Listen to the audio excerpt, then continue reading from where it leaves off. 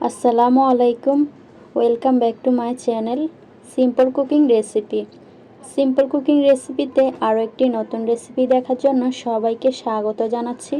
আধুনিক সভ্যতায় হরেক রকমের খাবারের ভিড়ে থেকেও মন যেন বারবার ছুটে যায় মা এবং মাটির কাছাকাছি থাকা খাবারগুলোর মাঝে। আজকের পর্বে আমি আপনাদের সাথে শেয়ার করব নোনা ইলিশ দিয়ে লাউ পাতার পাতুরি। কথায় আছে মাছে ভাতে বাঙালি। বাঙালিরা মাছ খেতে খুবই পছন্দ করে, আর বাঙালির প্রিয় মাছ হচ্ছে ইলিশ মাছ। আর আজকে নোনা ইলিশ দিয়ে লাউ পাতার পাতুরিটা করে দেখাবো। এটা বানাতে খুবই সহজ। গ্রামীণ এই ঐতিহ্যবাহী খাবারটি গরম ভাত দিয়ে খেতে তো দুর্দান্ত লাগে। তো চলুন চলে যায় মূল রেসিপিতে কিভাবে লাউ পাতার পাতুরিটা বানালাম। লাউ পাতার পাতুরির জন্য এখানে আমি বড় সাইজের 5টা লাউ পাতা নিয়েছি। একটু কচি টাইপের লাউ পাতা এই রেসিপির জন্য অনেক ভালো হয়, তো আমি সেই ধরনের লাউ পাতা নিয়েছি। আমার পরিবারের সদস্য সংখ্যা অনুযায়ী নিয়েছি, আর আপনারা আপনাদের পরিবারের সদস্য সংখ্যা অনুযায়ী লাউ পাতা নেবেন। লাউ পাতার যে ডাঁটাগুলো ছিল সেগুলো আমি কেটে আলাদা করে নিয়েছি। সাথে এখানে আমি নোনা ইলিশ নিয়েছি। লাউ পাতাগুলো আমি খুব সুন্দর করে পানি দিয়ে পরিষ্কার করে ধুয়ে নিয়েছি। আর এখানে নোনা ইলিশের গায়ে লবণ থাকে, নোনা ইলিশটা আমি খুব ভালো করে পানি দিয়ে পরিষ্কার করে ধুয়ে নিয়েছি। আর মাছের গায়ে যে আঁশটা থাকে সেটাও আমি পরিষ্কার করে ধুয়ে নিয়েছি। আপনারা চাইলে এখানে যে কোনো মাছ ব্যবহার করতে পারেন, তবে আমার কাছে নোনা ইলিশটা দিয়ে করলে খেতে বেশ ভালো লাগে, সেই জন্য আমি নোনা ইলিশটা দিয়ে আজকে পাতুরিটা করব। এই পর্যায়ে আমি চুলায় একটি প্যান বসিয়ে দিলাম। প্যানে দিয়ে দিলাম পর্যাপ্ত পরিমাণে সয়াবিন তেল। তেলটা মিডিয়াম আঁচে গরম করে নিয়েছি। এই পর্যায়ে তেল যখন গরম হয়ে যাবে, একটা মাঝারি সাইজের পেঁয়াজ কুচি দিয়ে দিয়েছি। পেঁয়াজ কুচিগুলো এবার আমি খুব ভালো করে নেড়েচেড়ে দিয়ে বাদামি রং করে ভেজে নেব।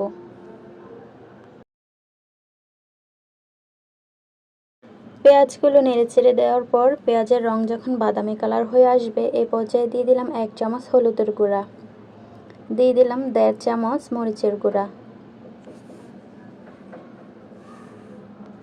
সামান্য পানি দিয়ে দিলাম 1 চামচ ধনিয়ার গুঁড়া। এই পর্যায়ে ধুয়ে রাখা নোনা ইলিশটা দিয়ে দিলাম।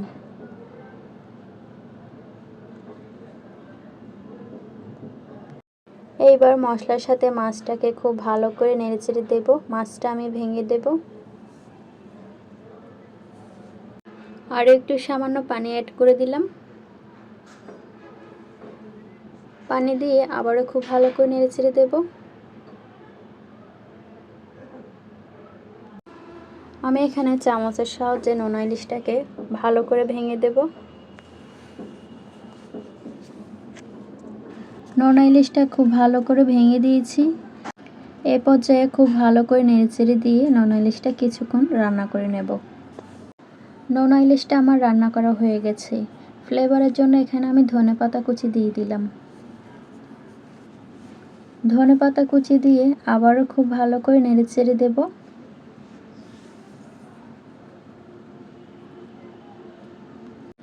নোনা ইলিশটা আমার অলমোস্ট রান্না করা হয়ে গেছে। এখন আমি নামিয়ে কিছুক্ষণ রেস্টে রেখে দেব নোনা ইলিশটা ঠান্ডা হওয়ার জন্য। নোনা ইলিশটা ঠান্ডা হয়ে গেছে।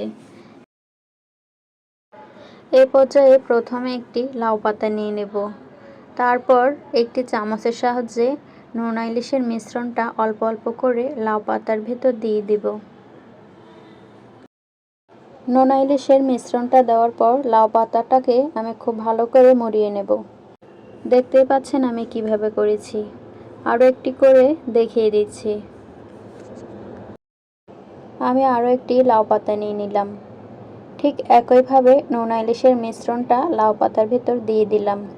দিয়ে আবারও লাউ পাতাটাকে আমি খুব ভালো করে মুড়িয়ে নিলাম।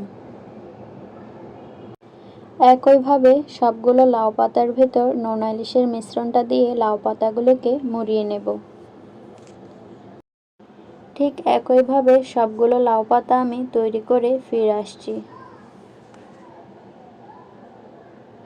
দেখতে পাচ্ছেন সবগুলো লাউ পাতার ভেতর নোনা ইলিশের মিশ্রণটা দিয়ে আমি খুব ভালো করে মুড়িয়ে নিয়েছি।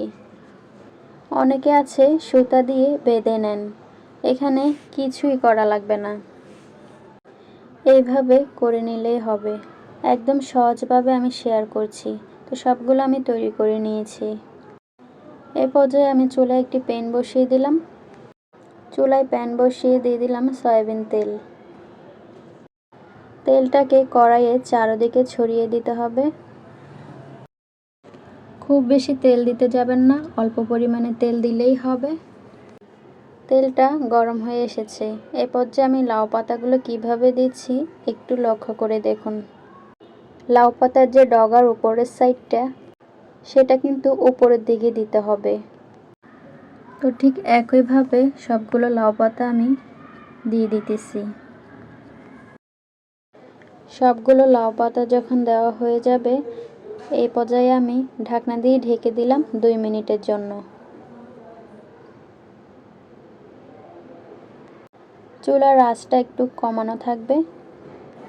এটা এমনিতে খুব তাড়াতাড়ি হয়ে যায়। 2 মিনিট পর ঢাকনা খুলে একবার আমি লাউ পাতাগুলোকে উল্টিয়ে দেব। সবগুলো পাতা আমি ঠিক একইভাবে উল্টিয়ে দেব।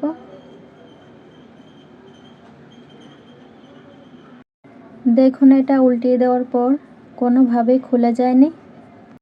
কোনো ধরনের টুথপিক বা সুতা কিছুই ব্যবহার করতে হয়নি।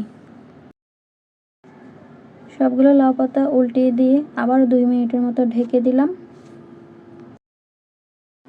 2 মিনিট পর ঢাকনা খুলে আরও একবার উল্টিয়ে দেব। এই পর্যায়ে চুলার আঁচটা বাড়িয়ে দেব।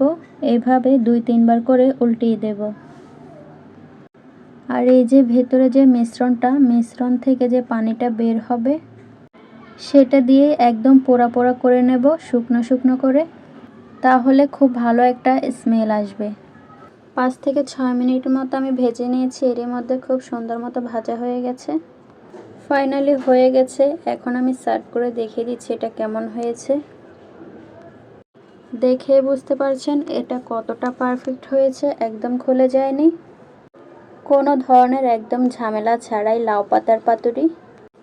আর এই লাউ পাতার পাতুরিটা গরম গরম ভাতের সাথে খেতে কিন্তু দুর্দান্ত লাগে। দেখে তো লোভ সামলানো আসলেই দায়, এতটাই পারফেক্ট হয়েছে। নতুন কিছু বানাতে হলে এই রেসিপিটি ফলো করতে পারেন, লাউ পাতার পাতুরি। এইরকম আরও নিত্য নতুন সহজ রেসিপি পেতে আমার চ্যানেলটিকে সাবস্ক্রাইব করে পাশে থাকা বেল আইকন ক্লিক করে অল অপশনটা সিলেক্ট করে রাখতে পারেন। এতে করে আমি রেসিপি দেওয়া মাত্রই আপনার কাছে নোটিফিকেশন যাবে, আপনি সবার আগে দেখে নিতে পারেন। দেখা হচ্ছে পরবর্তী কোনো রেসিপিতে। এ পর্যন্ত সবাই ভালো থাকুন, সুস্থ থাকুন। সবার সুস্থতা কামনা করছি। আল্লাহ হাফেজ।